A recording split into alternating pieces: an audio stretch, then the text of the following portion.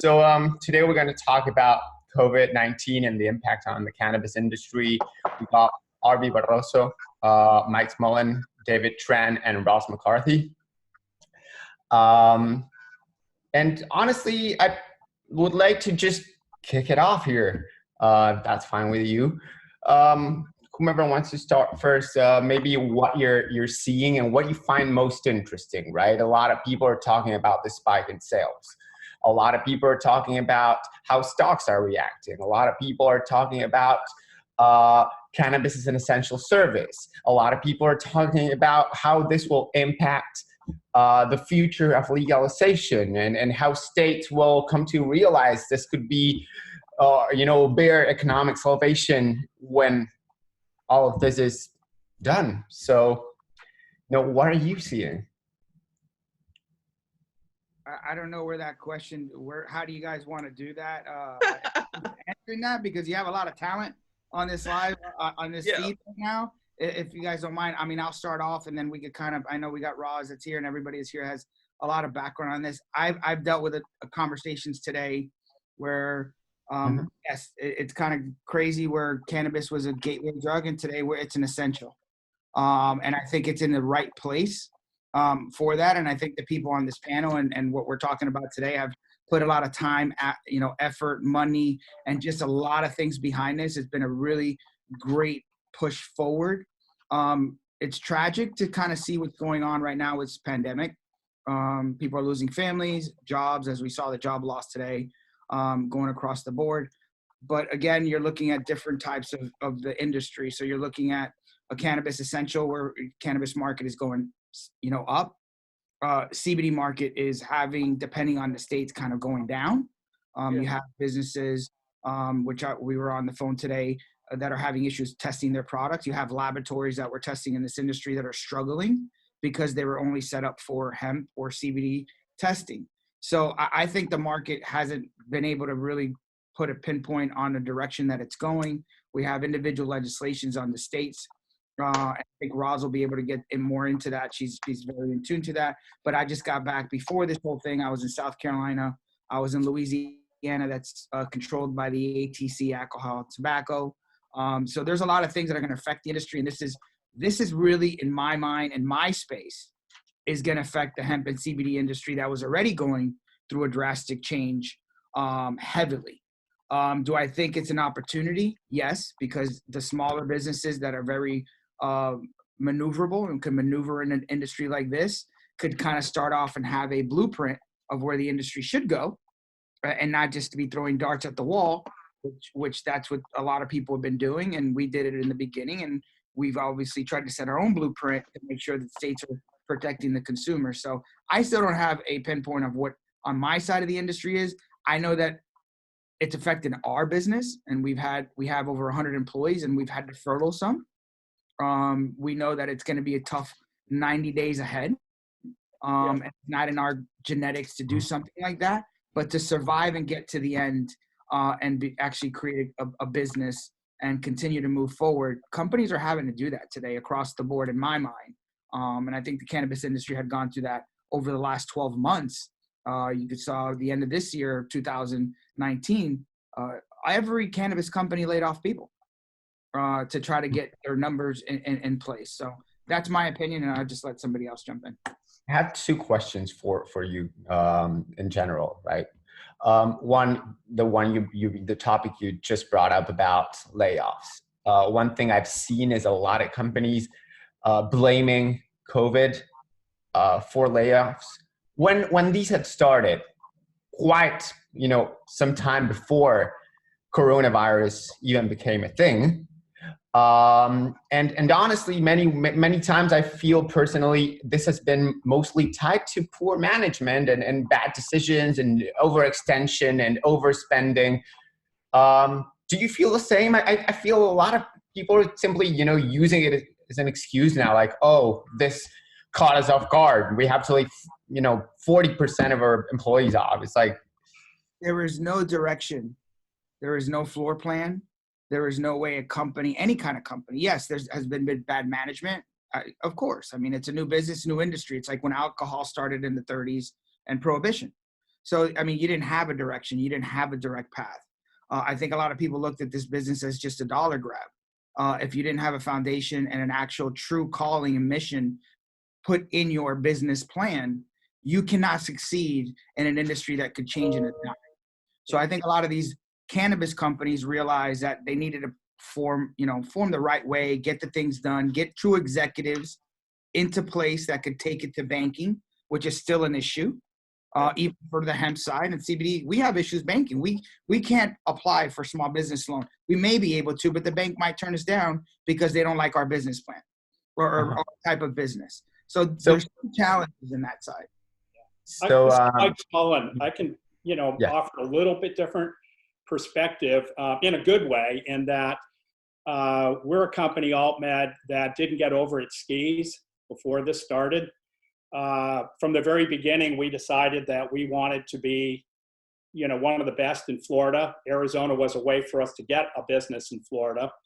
But we were profitable in the second year of operation. I think one of two companies in Florida that is profitable. We've got 600 employees, and this opportunity right now, which is a challenge with COVID, has given us a chance to actually go out and help some people from some industries that are hurting right now. We're interviewing about 40 to 50 people that have been laid off from restaurants in the area to bring them on board to perhaps drive for us. We're increasing our deliveries over the course of the next few weeks. So, clearly for us, it's challenging because we have a couple priorities that are not easy. We got to make sure our patients feel safe coming to our dispensaries. We've got to make sure our employees feel safe. And when they're hearing that they can stay home, we don't tell anybody that they have to come into work, even though we're an essential business. But for the most part, I would say 95% of our employees feel obligated. They know we're part of something that's important. So they come into work every day, which is a great thing. So we're certainly running our business differently right now.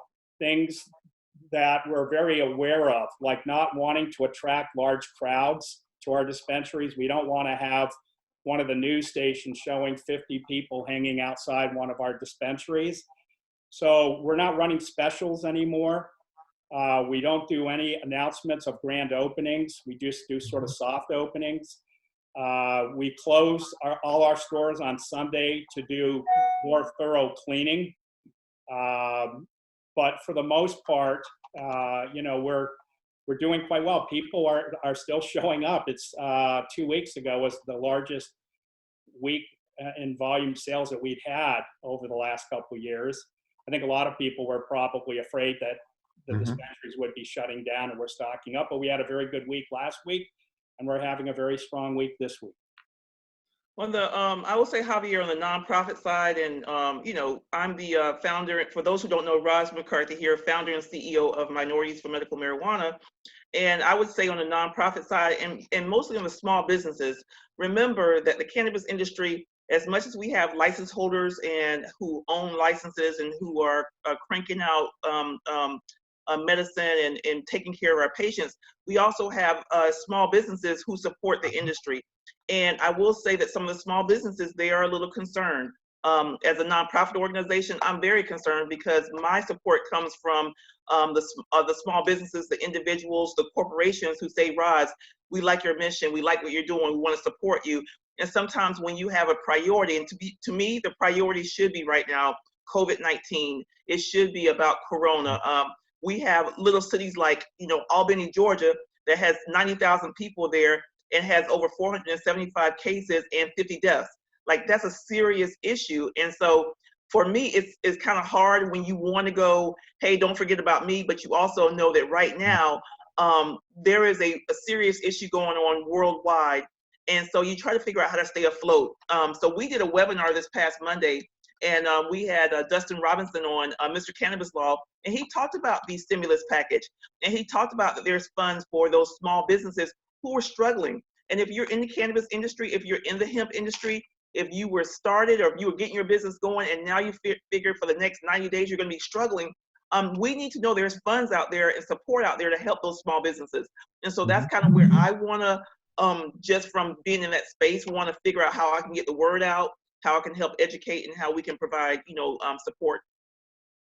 Yeah, Javier, my background is in media. Of course, I started Dope Magazine many years ago, and we ended up starting a company not too long ago that specializes in events, Fairchild. You read my mind. I was going to pivot to that question. Yeah, which, as you can see, is a very tough business to be in.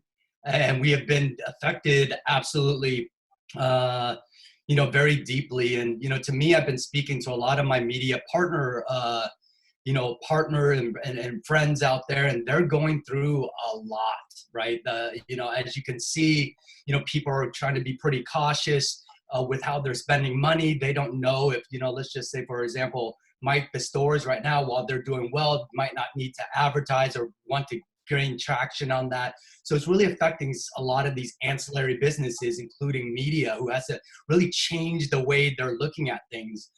Magazines, for example, you can't pick them up at a store anymore. So what do you do, to me, most importantly, and I think a lot of them would say the same thing, how do we take care of our clients, right? We've been taking care of them, giving them the tools to succeed, and now that's being taken away. And, events were another, opportunity for people to market their businesses. And right now I would be down at Hall of Flowers producing a show. We had to cancel that. 420 is coming up, which is the hugest tentpole in, every single year. Everyone looks forward to that spike and that ability to really launch off the new year. And that is being taken away from us. And, as a business too, all of our events have been canceled that we were producing. So, not only are we being affected that way, but companies who are starting like us and we're on the fundraising path, those capital markets are drying up. People are cautious. People are not opening up their checkbook right now. Especially, I'm a great salesperson, but I can't sell people that the events right now are happening, right? That I feel you, David. Incredible. How do you adapt, and how do businesses who rely heavily on events to get the word out, to promote themselves, to raise capital, to generate awareness around their brands, how do they adapt? And these are two very different questions. One is, how do you pivot, in your business model right now? And the other one is, how do other businesses do to, what other resources can they leverage in times where events are not an option? Absolutely. And I guess I'll just speak to that first, because we're finding ourselves having to completely pivot on what's going on and how do we stay relevant? How do we do what to me, centrally to the core, what we do is connect people. And you're seeing it right now. We're learning this new technology.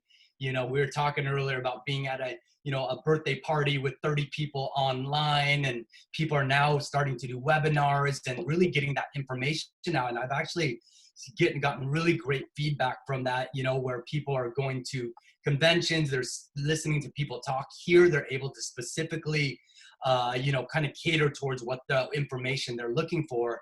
And to me, with 420 coming up, and I don't mean this to be a shameless plug, but we're really building a virtual 420 telethon where we're bringing in all of our media partners, because again, it's always about locking arms right now.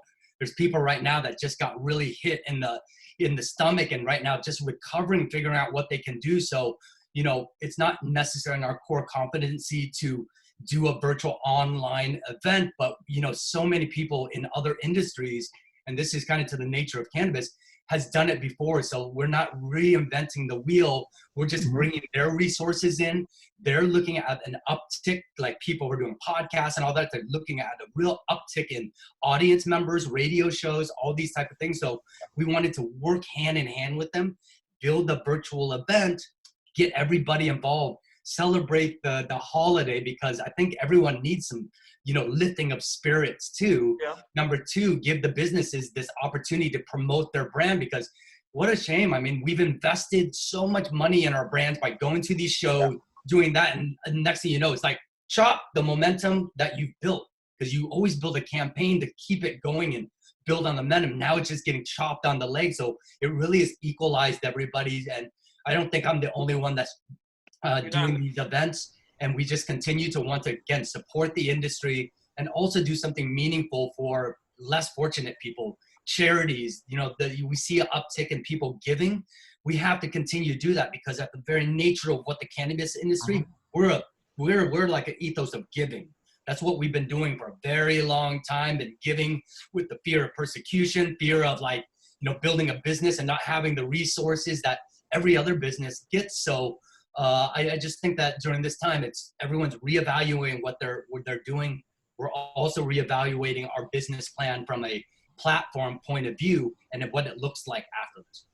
And Javier, I will tell you this, the funny thing about it is that the radio podcast and the webinar platform is not like it's brand new, because I used to be on Arby's radio show, and that's how I got the idea. I used to do my own, right, Arby?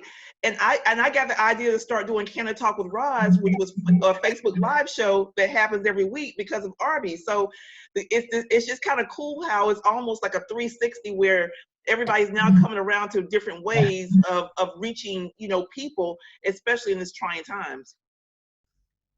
Yeah, definitely interesting. Here's one thing I was left thinking about two things in regards to what Roz was saying earlier. One is, you said it for me right now, it's all about COVID. And I don't know if I agree. I don't know how I feel about this. Today is International Autism Awareness Day, right? And I still think people should be paying attention to that. It's not like people stop suffering just because a lot of people are currently suffering the consequences of a COVID outbreak. So it's hard to balance it out, you know, what's more urgent, what's more important, right? Because to me, you know, why would you stop supporting, for instance, today an autism awareness organization? You know, they need it too. So I don't know, how do you feel about I can honestly tell you, we will not stop giving. I think Roz has met with us when we had a van full of 500 turkeys going for Thanksgiving. We've continued to do that across the board. We give to our first responders. We give away to our veterans, canines. We are heavily involved in the industry, but the tighter it gets, the harder it becomes. So on your point, yes, I mean, there's nothing that's more important. And sick people sometimes it's almost hurtful at times, because family members that have beat this stigma now do cannabis because they had somebody get sick in their family. So I think it all twirls in together. Autism, obviously, it's extremely important. But I think people are now stuck at home, so it's kind of really hard to kind of get away from thinking outside the box. That there's other things happening in the world every day. People are still diagnosed with cancer. There's autism. There's all kinds of different things that are going on every day that has not going to change. But this really set everybody back on a social standard. I'm Cuban. My background's Cuban. I was born and raised in Florida. You know, we're very touchy people. We, you know, Argentina, you're with us from, you know, that's a very touchy-feely thing. So besides, and again, nothing that's worse than obviously, you know, finding out a family member is sick. But when you restructure society with something that's happening right now, it really causes a shock to anybody thinking else outside the box, when there's nothing that's better or worse. Obviously, we're going through issues, economic, pandemic. We will make a quick turnaround, God bless, when we could get a hold of this. But yes, I think that it's not because people are not thinking about it. We work with Alzheimer's Foundation, arthritic. We're part of that. I'm part of their board. We've given back to, you know, almost across the board, everything that we could do, we've done. But truly, I wouldn't be telling you the truth if I was saying that, yeah, COVID's on my mind 24/7 from the second I wake up, how I get home, how I undress when I get at my house, what cups do I go. I have nobody in my office. We literally have like 6 people in our building, and we all stay away from each other. You know, and that's not what our industry is about. Our industry is about sharing. But COVID is affecting all of these other, you know, diseases too. We're talking about hospital beds that are not available for these people. That again it's happening. Cancer is still happening. Injuries are still happening. You know, I mean, there's just so many things that are still happening, and it's just so, you know, just so crazy that this virus here has affected their ability to get care right now.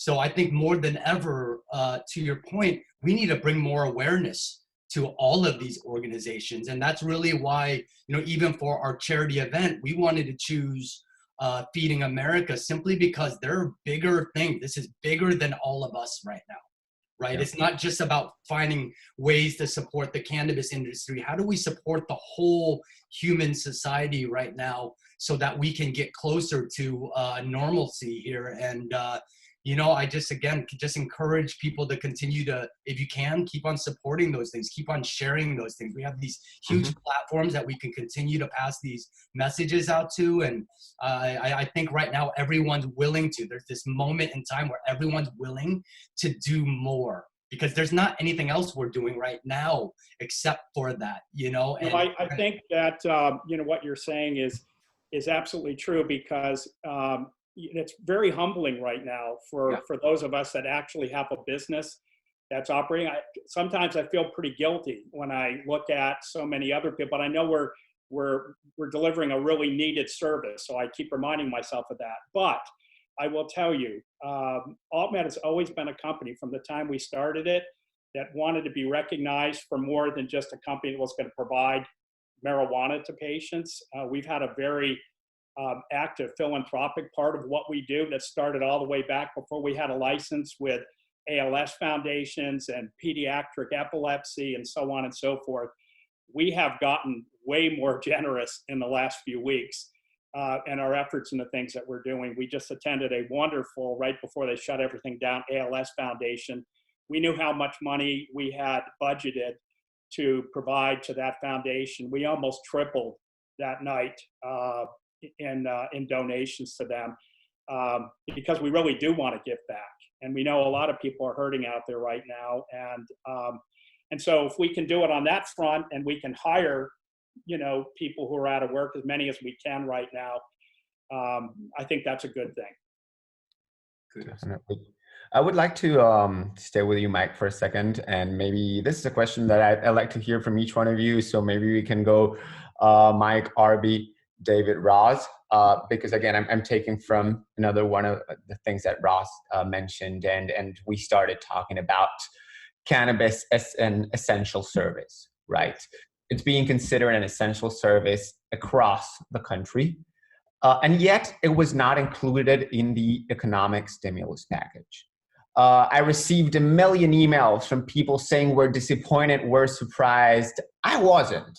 Personally, like, why would the federal government come out and endorse something it considers illegal, and it considers it has no medical properties whatsoever?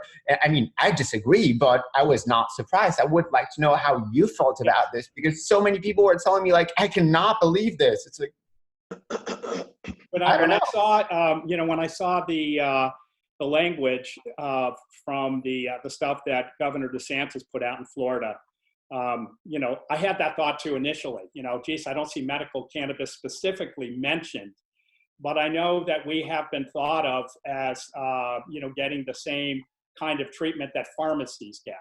So I chalked it up to that. I said, you know, I guess Governor DeSantis doesn't want to come out and actually highlight that he's supporting medical cannabis, but at the same time, I felt very confident that he was aware that our business was considered essential. So so I understand exactly what you're saying, but we've come so far, and everybody on this call knows that.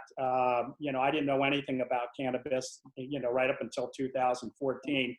I'd come from the pharmaceutical and biotech industry, and once I, you know, did my research and saw what this plant can do, you know, I was all in. But it's what has happened, particularly in the last couple of years, has been extraordinary. I mean, we have made tremendous leaps in this country. It's been a sea change. So I'll take where we are today, you know, even though, you know, we may have our noses out of joint a little bit that somebody isn't carrying the flag for it.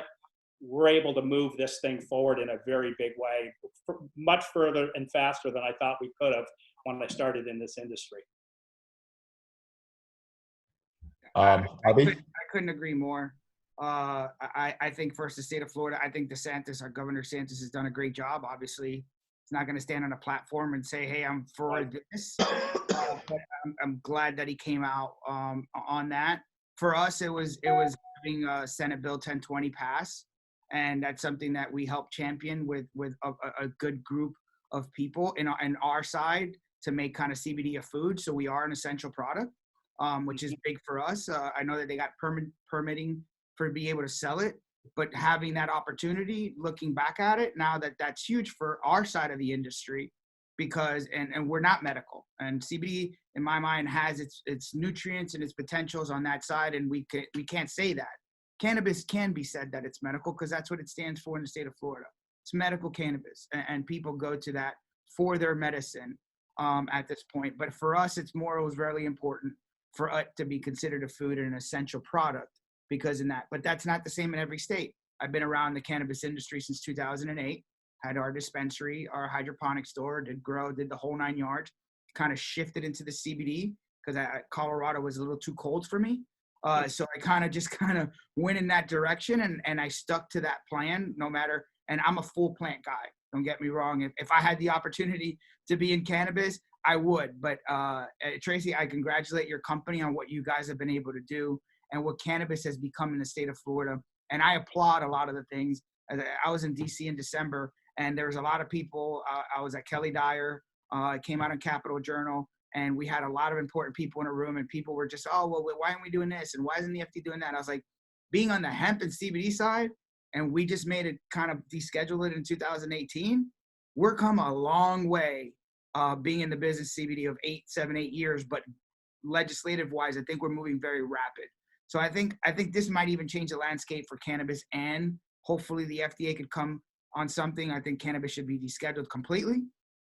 In my mind, I think the plant should be allowed to everyone and anyone over the age and under the age, go recommended by a doctor, because there's a lot of ailments and drugs that are fed to our children nowadays that they should not even be close to ever. And I trust cannabis across the board and CBD across the board over any kind of pharmaceuticals, depending on obviously the sickness and stuff like that. But I'll leave you with this. My daughter, when she was young enough, turning 18, I told her, I'd rather you medicate than have alcohol. My daughter doesn't do either one today, but I gave that opportunity to my family because I chose that, because I understand how that fits in society better than alcohol in my mind, and that's my opinion. So I think Florida's done a great job. I think essential is going to be a big thing as we move forward. We can hang our hat on that when we go and lobby and say, hey, you made this an essential product, during these times, but what's taking you back now? So we could actually hold their feet to the fire on something like this because they've made it an essential good. To me, I think our industry's been used to not having the support of the government, for a long time. This is not anything different. It's not like they've changed their, stance on it. I think we still got a whole long ways to go, and I think the only solution really is to get to full legalization, so there isn't any gray areas that people are playing in. Which that again, we're used to working in that gray area and not having that support. So while it's essential, and all of us, it's essential for each of us in many different ways, and maybe during this pandemic, even more essential, for mental health, for physical health. You're not going to the doctors anymore. You're not going to go to your chiropractor right now. So, for back pain, you're not going to, and people are, also drinking less also, and finding cannabis is a great alternative for relieving this anxiety that we're all going through. In fact, it's just such an amazing medicine for me to be able to kind of keep my head at my equilibrium and, continue to be productive. And that's the great thing about what cannabis does nowadays is it's not what we knew from the past. It's doing many different things, and it has many different ways to help people live their best life. So essential it is, and I agree with you that, the fact that they made that word essential, I think we can utilize that, from the lobbying point of view. But, for now, it's kind of par for the course. You know what I mean? Did I expect them to help the cannabis? No, they're not helping us with taxes, not helping you with, 280E. They're not helping you with all of these other things. You know what I mean? It's still going to continue to be a challenging industry until that does change. But you're right, we've made a lot of strides. And, I do want to keep my eye a lot on the positivities that have been, happening in our industry. But at the same time too, man, kudos to everyone that's doing this. We're doing it handicapped. You know what I mean? We're doing it without the full power and support of the people that are actually taking the money and utilizing it for other things. So I, look forward to that day when, we have the same rights and the same, available tools to help us build this industry. But until then, we're just going to have to, work twice as hard to do the same thing. Definitely. So And back to Todd. So I will wrap this up by saying that no, I'm not surprised, because when you talk about anything that has a federal funding perspective, if you have a industry that's federally still illegal, it does not surprise me that it's not there. But the irony of this is the fact that the country, state by state, is seeing cannabis as essential, and Black and brown folks saw it essential a long time ago and were going to jail for it. And so I'm gonna remind you guys, as much as we are talking about this, do not forget about the individuals who have, in communities who have been decimated.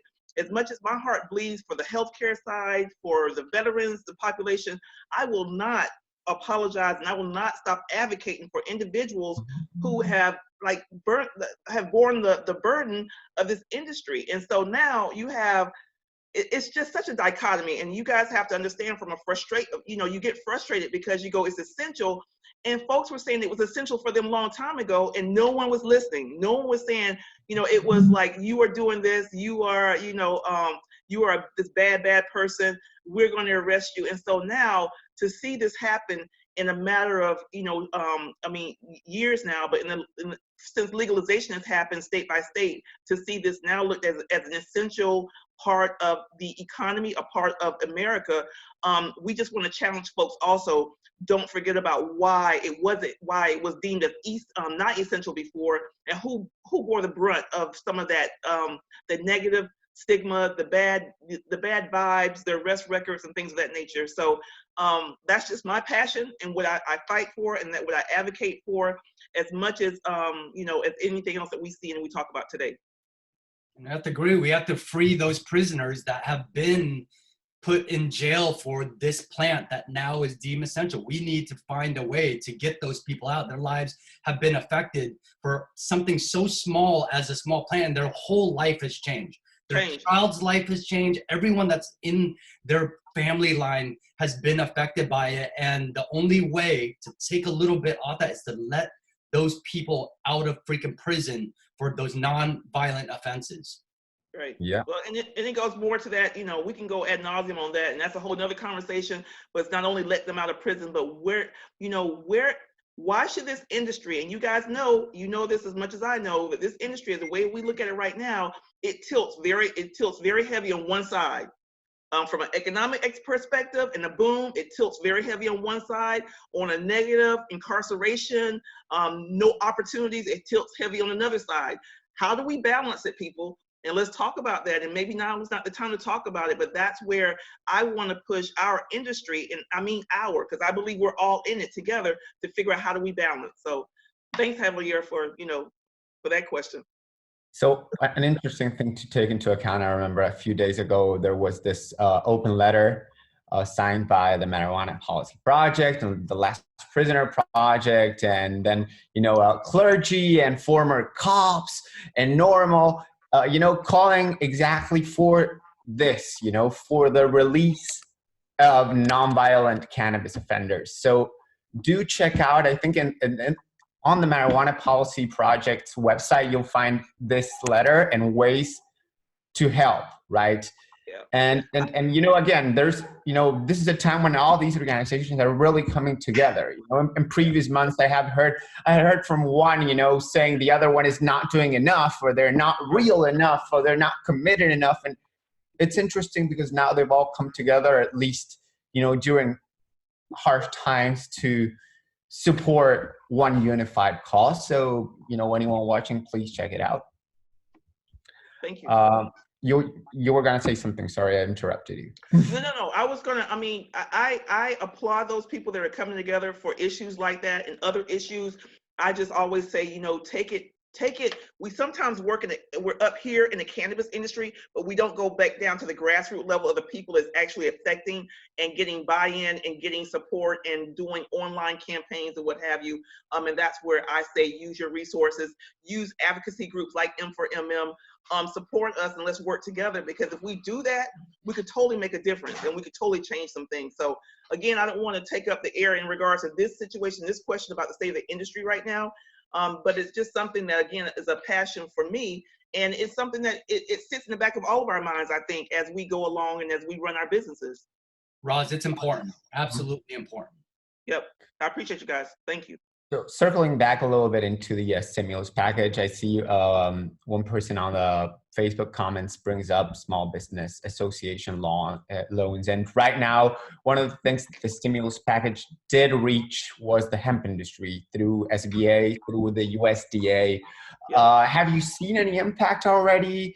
How does this play out? And for most people who are not particularly aware of what this means, because hemp is not actually mentioned in the stimulus package, but it is reached by it through many of these government agencies because it is now deemed federally legal. So how does this play out? Well, it qualifies, and if you guys go on M4MM Minorities for Medical Marijuana, M4MM United on Facebook, and scroll down. Yesterday we put something from Dr. Cannabis Law. Basically, it goes down. It tells you from an economic injury disaster loan that's a for-profit. It talks about paycheck protection program. So if you have people, if you have an entity and you want to protect, if you have payroll and you need support with that. So the good thing about it is that hemp is now a legal entity throughout the country. And so you didn't have to denote hemp as a business that would be a part of the stimulus package, just by the fact that it is legal and the fact that the federal government recognizes hemp production, hemp processing. It recognizes is, I think those companies and ancillary businesses should be able to apply for some of these supports. So we have, here's a whole bunch of, this is all the information here. If you go to our website and then, and also to our Facebook page and Instagram, it really breaks it down for you. Awesome. Arby, any additional thoughts? For us, it's been, we've gone, our team has been through webinar after webinar, kind of seeing where, again, we're in a position of, we're blessed to be in the position that we're at today, obviously, as a company. But yes, we are looking at all these other avenues. We've always had challenging times with banks. I've been in business since we incorporated since 2013. We've probably lost 5 or 6 banks over the time. Merchants, let's not even talk about that. We just lost this last 2019 July, Evalon and US Bank eliminated the industry. So whether it's hemp is legal or whether it's in that bill, banks are still looking at it differently. So however it's analyzed, they really have still challenges with it. We ship products, we put our COAs, all that's great. So a lot of things have changed there, but the banking's still somewhat challenging for us. So we are looking at opportunities for us to not have to furlough employees or have to go in that direction, depending on how long this lasts. Obviously, if it, God forbid, continues 90, 120 days, we need to be prepared now. So we are looking at different avenues right now, just to be prepared. God forbid this thing continues to go in the wrong direction, which is continue to get worse and worse and worse. What about Excuse me? No, I said, what about COVID? Like, how does it impact you specifically? The banking part in particular? I was thinking about the hemp side of things, but yeah. Why not the banking part? well, I can talk to 2 pieces. I'm yes. much more interested in the hemp part these days because we're getting ready to launch our Move product line with hemp-derived CBD. And so I'm certainly looking forward to talking to a couple of the folks that I met today on this call about that. On the banking side, we've been fortunate in both Arizona and Florida that we've had pretty strong banking support. What has been interesting is that on the personal side, because I've been very willing to be out there and be a spokesperson for what we do, I've lost my personal bank 3 times. And that's been a little bit interesting. And it seems like every time I do something in Sarasota, the bank that I'm working with calls me up and starts asking questions about what is AltMed and what do they do and so on and so forth. So we've been fortunate on the you know, at least with our company, but personally, it's been a little bit challenging over the last 4 or 5 years. Mm-hmm. Now, moving on a little bit, David, you're more of a digitally focused kind of person, a content guy. So like, you know, there's many companies and many small businesses, as Ross mentioned, struggling right now. So would you be able to share some ideas if you knew, again, like ways in which businesses can adapt, can continue to drive growth and sales, can continue to generate engagement and community participation when it comes to their brands? Yeah, absolutely. You know, I'm a print media guy. That's where Dope started. And of course, as the years go on, we needed to really transition into what, you know, more traditional media or more media, digital media is concerned. But we do still have a lot of those magazines. You know, I advise for Sensi magazine. And again, you know, when you can't pick up the magazine, it's very difficult to run a magazine company. So, you know, they immediately got together, and again, through a very hard time. Now their salespeople don't have, you know, assets to sell anymore. So they've had to move very quickly and get together and mobilize and start talking about how do we put together a show. And then you start talking about what is this show going to highlight, what kind of content they're going to build. So I think people are moving really quickly to make these changes.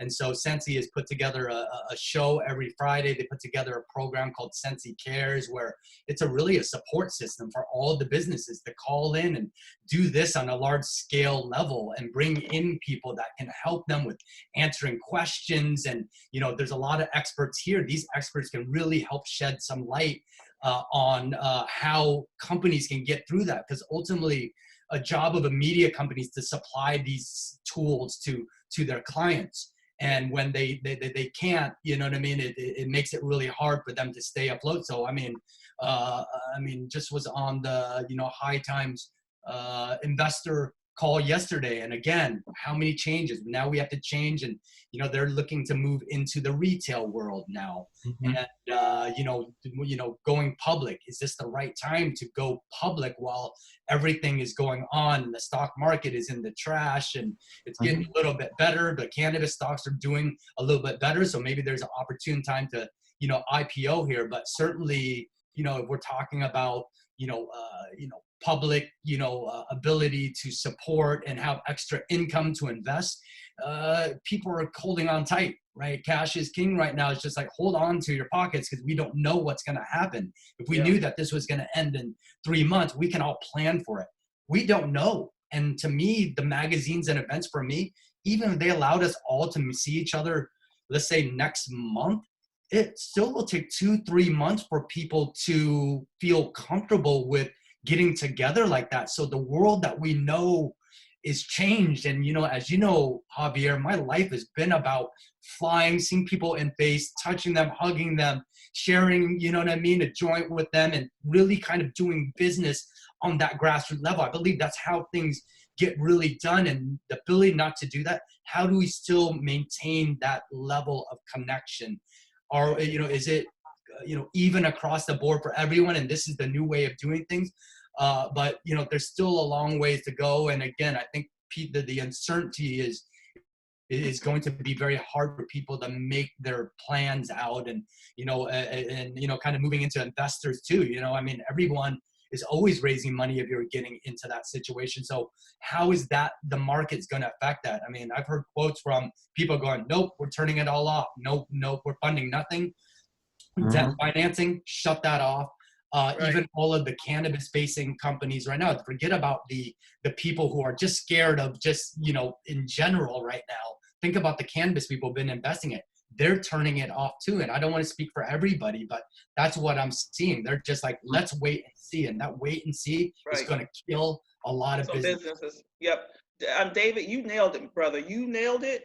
There's everything from attorneys to janitorial services to transportation, distribution, product manufacturers, auditing, compliance, POS systems, printing, labeling companies, general contractors, sales teams, recruiting, education, training, providers, I mean, this really puts a halt.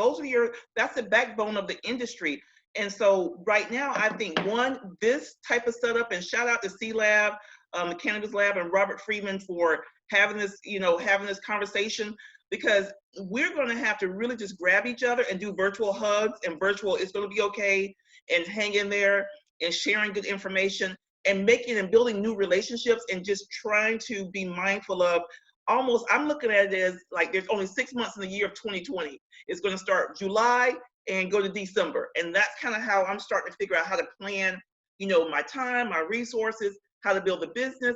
And, but I do think that things like this help us to, if nothing else, give us some hope of it's going to be okay. Definitely. Now, here's an interesting point that David was touching on. And I was thinking about it a little bit. Is it a good time to launch anything at all? And again, here's an anecdote, a little anecdote. I don't want to drop a plug, but I will. About a month and a half ago or 2 months ago, I started working on the launch of a Spanish language news website and informational website called elplanteo.com. Visit us. And, honestly, when all of this started really becoming a big issue, a pandemic, I was hesitant whether it was a good time to actually release this to the world or not. And I'm still doubtful. It's out there, it's getting traction, but is it the right time or not? Right. So there is no easy answer. So I really want to know what you think. Like, for certain products or brands, it might be a great time to catch a lot of eyes, but is it ethical? Is it okay to do it now? A lot of people would say that, during these times that there's going to be a lot of opportunities, and that's going to be sad, but true, right? It's just like companies are going to go out of business. It has been such an equalizer of what's happening. And to my point earlier, everyone has been investing in their business to grow it, gain momentum. Boom, chop it all down. Now you're back at this level where everyone, I wouldn't say is on the same playing field, but it's allowing people to enter into this probably at a time where people are, figuring out either if they're going to be alive or if they're going to need to redo their business plan. So, is it, maybe it shows right now that we all have to start looking at our business plans a lot differently. We're all obviously going to have to get a lot leaner. And, if you could build your business lean right now and continue to expand on your idea right now, perhaps if you get through this, you're going to, be better off. But, still, I don't have an answer for that. Same way, it's just like people ask me, is it a good time to invest in the stock market, cannabis stocks? I don't freaking know. You know what I mean? I thought it was when it did, and now it's nothing. You know what I mean? I was like, sweet, but now I don't know. I can't give you that answer. Javier, I started a company. A company. I came up with the idea during this time, and it's a research institute. It's called the Institute for Minority Health and Endocannabinoid Research.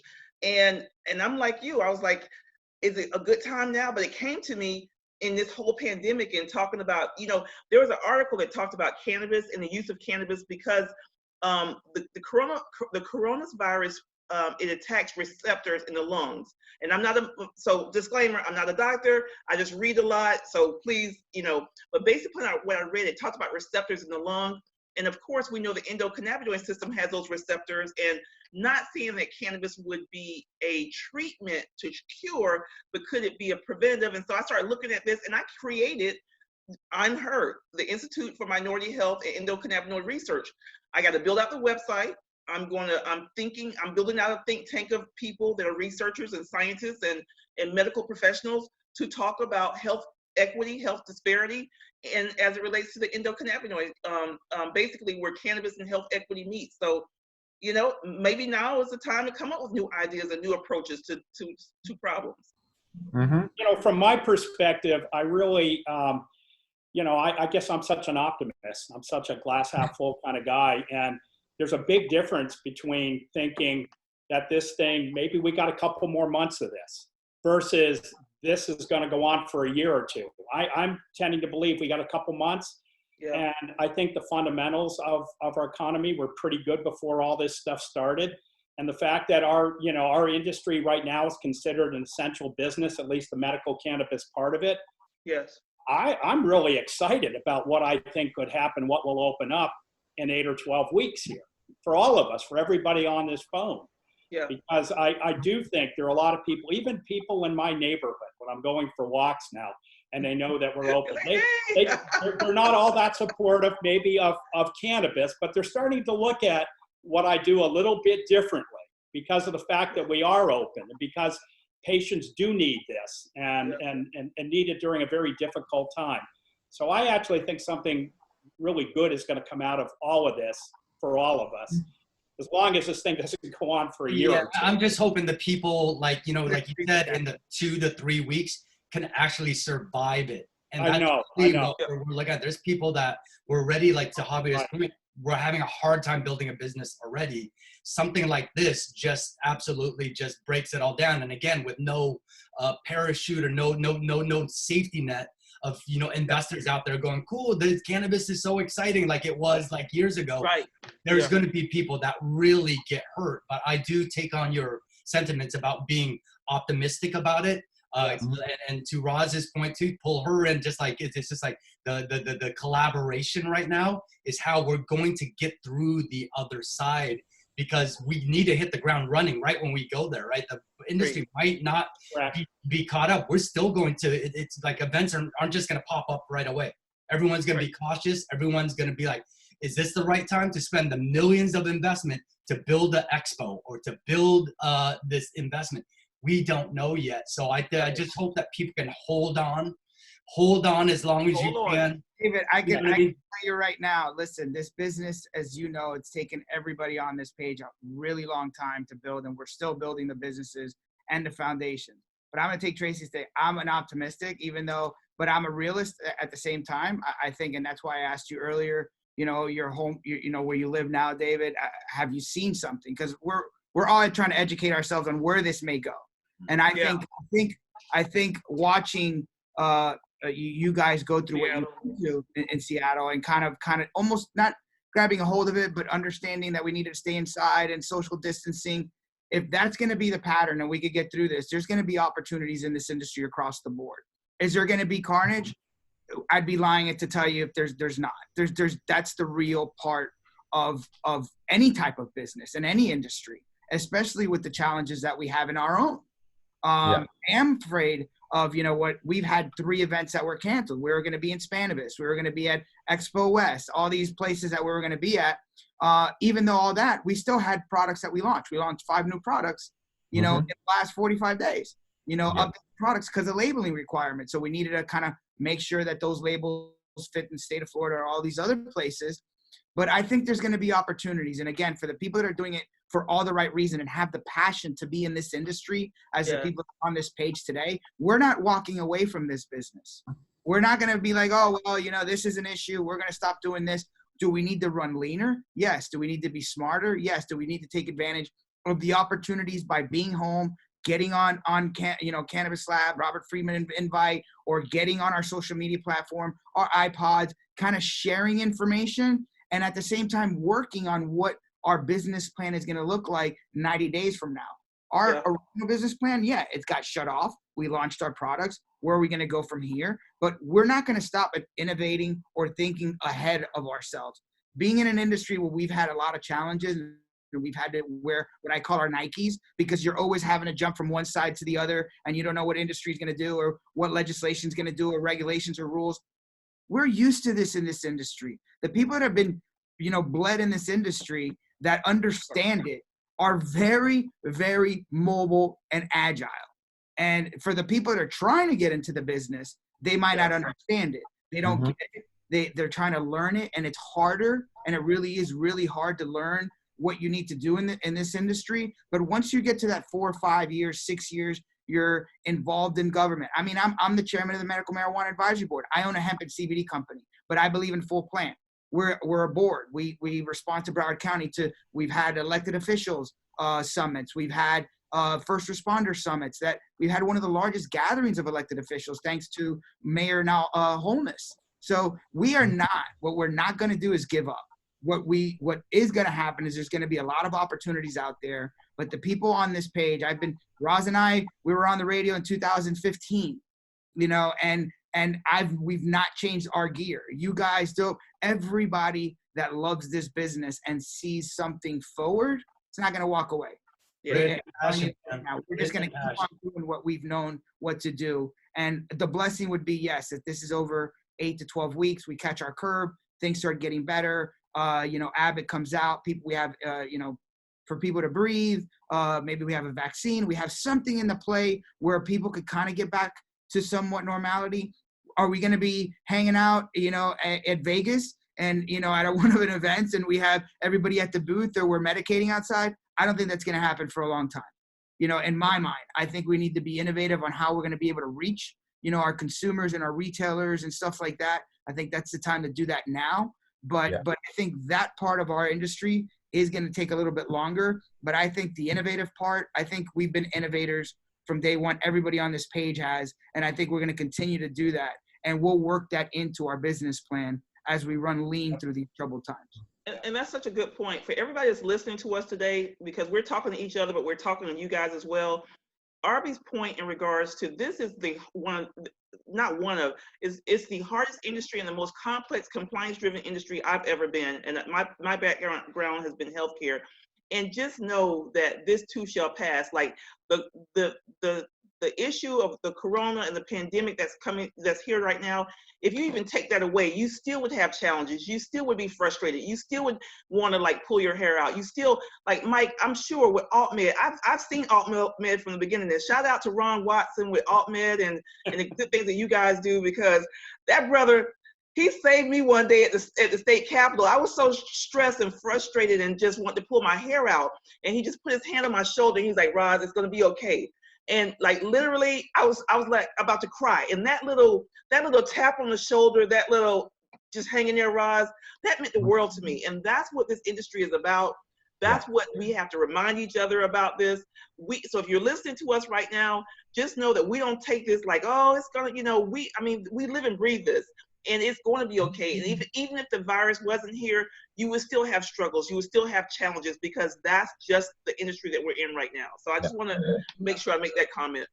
No, it's that I'd be remiss if I didn't mention something that has been really important to me over the last 3 weeks. Our employees, my goodness, it's all about great people. And when this thing is over, I swear, I will never take for granted any of our employees. I mean, for so many of these young people that are showing up every day and working in a dispensary for 10 hours or going out to the grow and doing the things that they're doing, they could easily stay home and make a case for being that, and I would understand that. But they choose to go in and do this, and they're doing it day in and day out, and I'm never going to forget this. I assure you of that. It's interesting you all bring up all these different small components of this. And there's clearly a fine line right now between, being an opportunist and just, continuing business as usual. And this has been something that has existed in cannabis from the early days, where people try to balance out profitability with doing good and serving patients, the famous double bottom line. And it's interesting that we're now coming full circle, back to these beginnings where people are a lot more, collaborative and trying to work together with each other. And it's not just you. People on Facebook right now are saying exactly that. John says smaller companies will need to work together and collaborate. Esatipa says, we have to work on engaging with our audiences virtually. So, it's once again generating this whole awareness around cannabis, not just as an industry, but also as a community. Yes, and that's something that strikes me. And since we're almost at the hour, any, concluding thoughts down these lines? I'll see if I could start off, and I'll let you go. And I got to get on a call in about 10 minutes. For me, obviously, we started off, I got eaten and chewed out in the cannabis industry in Colorado pretty quickly over a 4-year span. but learned it enough to kind of understand where the path was on the hemp and CBD side. We're business people. You know, you got to be a business person to be able to give back. You can't give back unless you're creating revenue. So you got to definitely have that balance. Our biggest thing was providing money to state of Florida, lobbying for 3 years. I mean, Roz was there. We lobbied for the hemp pilot program in the state of Florida. Yep. There was no money behind that. Then we had to pay $1.3 million to be a private partner to the University of Florida to help agriculture, because we feel that agricultural component in the future is going to be big for the state of Florida. So the way that you give back by creating this is by giving back to an industry that's going to be able to grow, that you're not, you know, you're just putting that there. We're continuing. We're on phase 2 on university. We've already have, you know, about 60 plus acres growing different types of seeds. There's still challenges on that side because we have different types of temperatures in the state of Florida. So we have to be business people and somewhat driven by economics at one point in time. As long as you don't lose your vision or your foundation or your culture in your industry, and you continue with those things, you need to create revenue to grow this type of business. And the education, lobbying is not inexpensive. It's very, very expensive. We've been blessed to help pass 3 bills, a pretty part of it. The hemp pilot program, which included 2 universities, and we've donated that $1.3 million to UF to continue the research on that side. Senate Bill 1020, which helped protect the consumer, which is big for us, which allows third-party testing across the board.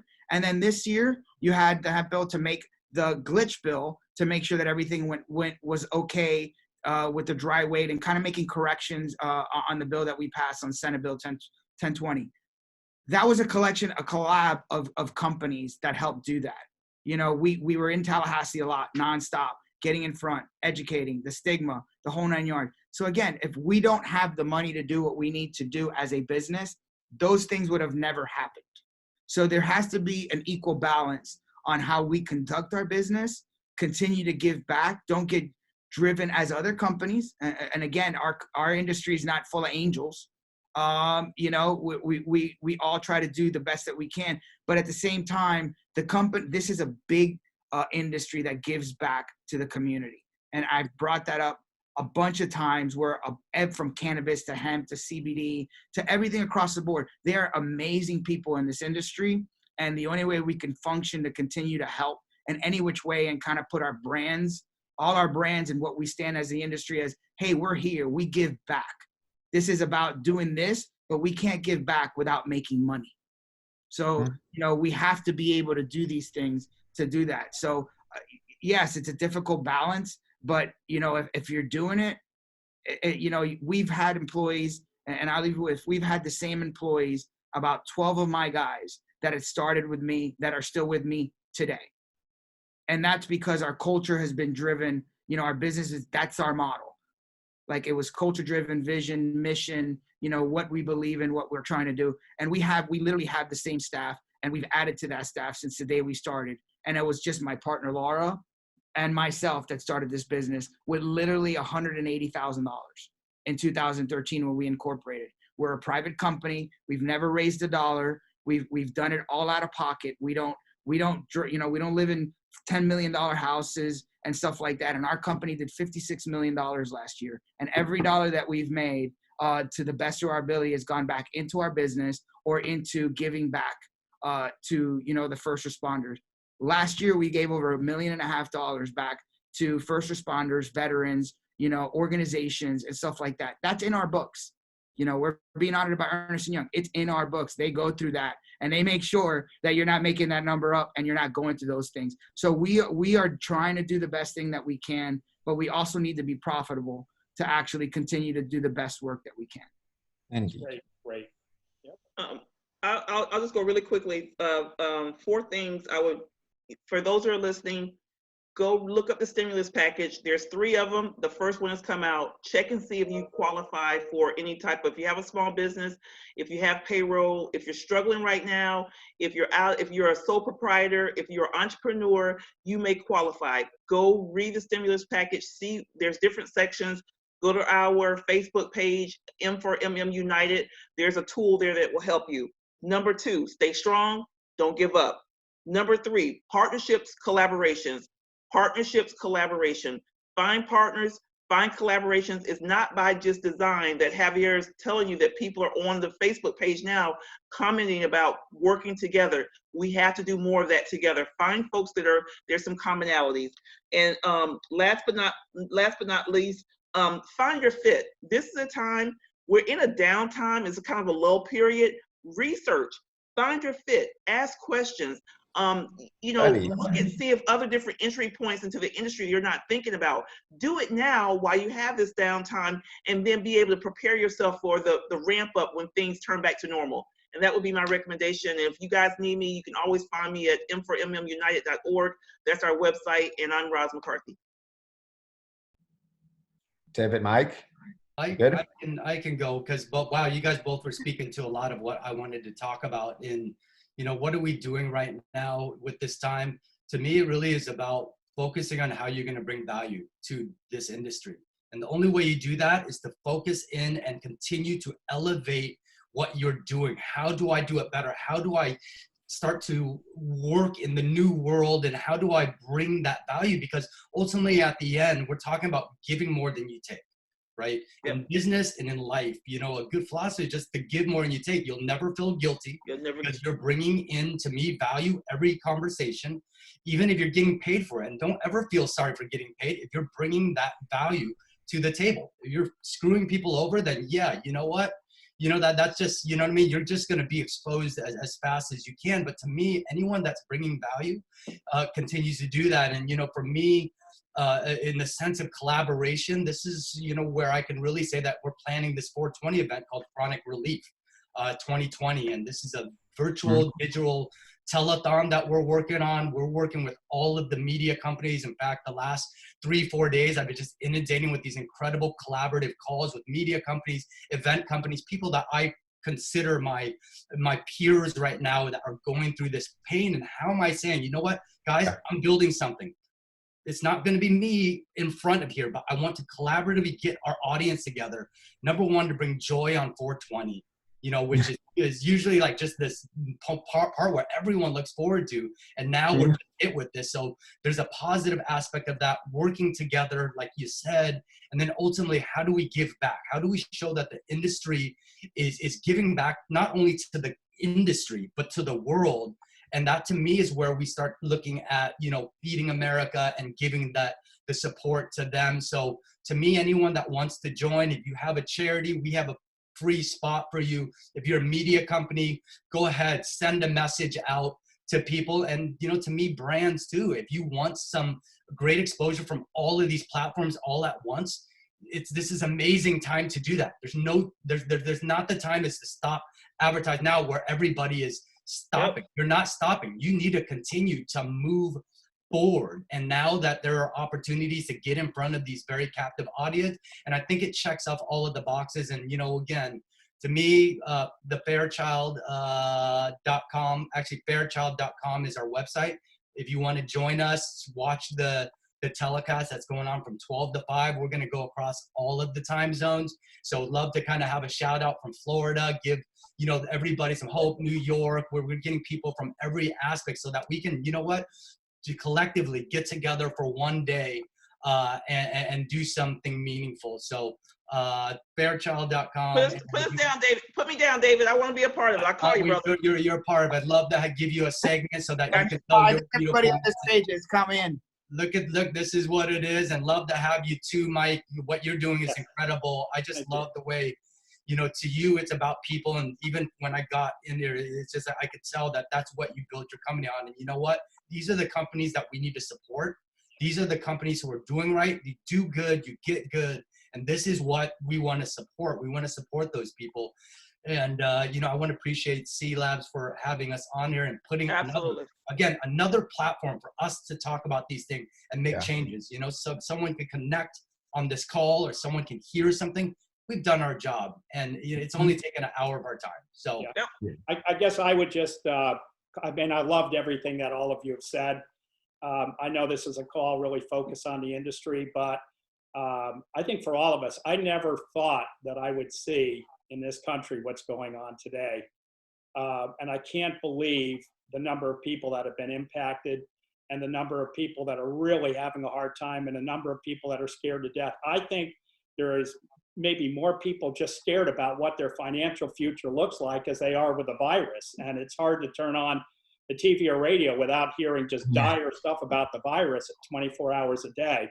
But boy, I'll tell you what, if there ever was a time for all of us to sort of be the best that we can be for other people, and I'm not just talking about the financial part, certainly those that can help out in any way you can. This is a time to do it, but we can certainly give our time. There's so many things that we can do for so many people that are hurting out there right now. And again, I think when all this is over, you know, we're probably going to have a better country because of it. So do everything you can. All of us have to do that with our neighbors, our friends, anybody we see, because there's a lot of people in pain right now. Put that hand on the shoulder, you know, that's really what it is. Even if it's a small act of putting a hand on the shoulder, to Roz's point, just imagine what kind of impact that is. Yep, absolutely. Definitely. Yep. So thank you guys so much. Thanks for having us. Thank you to each one of the panelists who joined us today. For anyone watching, do check out Green Road CBD products, AltMed products. Check out Fairchild and join, of course, their 420 telethon. Consider supporting minorities for medical marijuana. And of course, check out benzinga.com/cannabis. And if you speak in Espanol, elplanteo.com. That has been all. And thank you very much. Stay safe and stay at home. Take care, guys.